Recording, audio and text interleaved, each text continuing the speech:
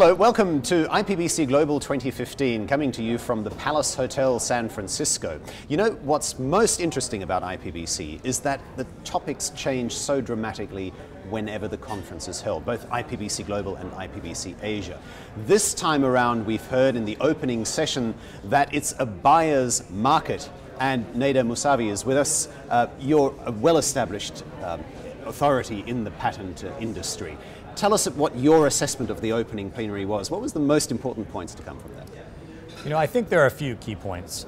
One is that the patent market has changed significantly in the last several years and has adjusted to the conditions that we're operating under. There are changes in the legal environment. There are decisions that have devalued patents from a damages perspective. There's legislation that has made it harder to assert or has made patents that don't have strong quality easier to challenge. As all of these developments take place, the patent market has adjusted significantly. One thing that has happened is that although the values have come down somewhat, the volume has actually ticked up. And then the size of the portfolios that are being offered is increasingly smaller because buyers are looking for well-documented portfolios that meet their specific interests. Smaller families. Smaller families. And so that was a major takeaway, I think, from today, is that the nature of the market is dynamic. It has adjusted to the various circumstances that we're talking about and continues to thrive even though it is not making the same headlines as it did in its peak in 2011. When the pricing was discussed, which is obviously an important point for every one of the delegates here today, there was some concern that actually the prices come down to very, very low levels. Is this as much of a concern for you, both in your role as partner at Sullivan & Cromwell or in your broader role teaching at Stanford?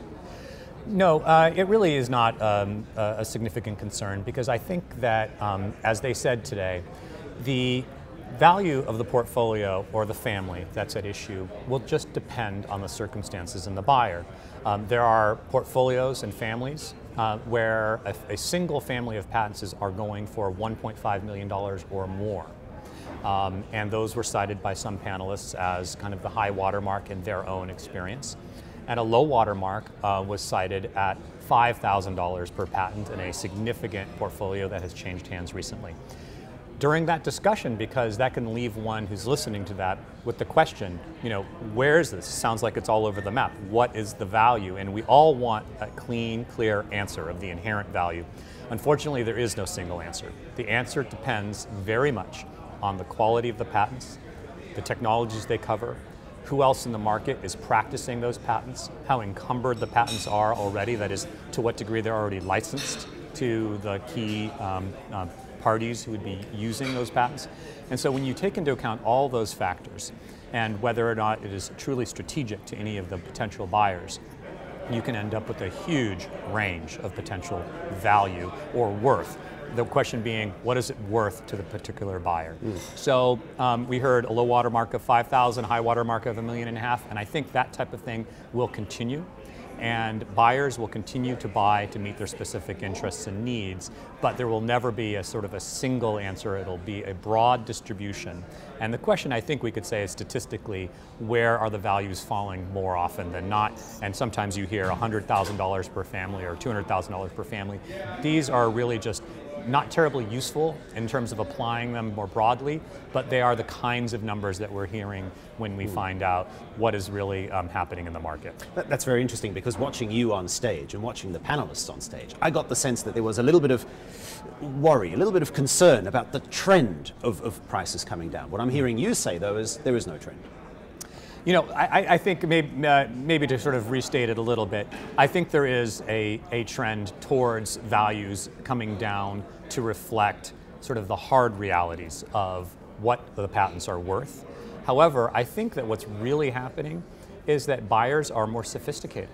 They are really focusing on valuing patents in a way that more truly reflects the quality, and I think that's a good thing.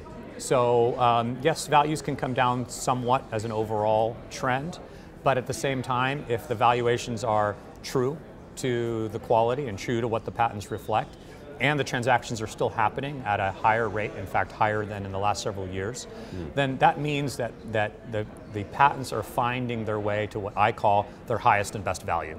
Sometimes they're held by a party who may not be able to actually value them and use them as highly as someone else. And so, like in any market of assets, they're liquid and they can change hands, and I think that's a good thing.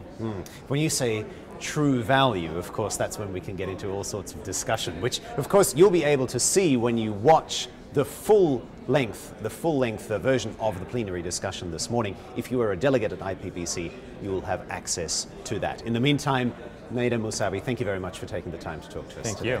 Who's a partner at Sullivan and Cromwell here at IPBC Global 2015 in San Francisco.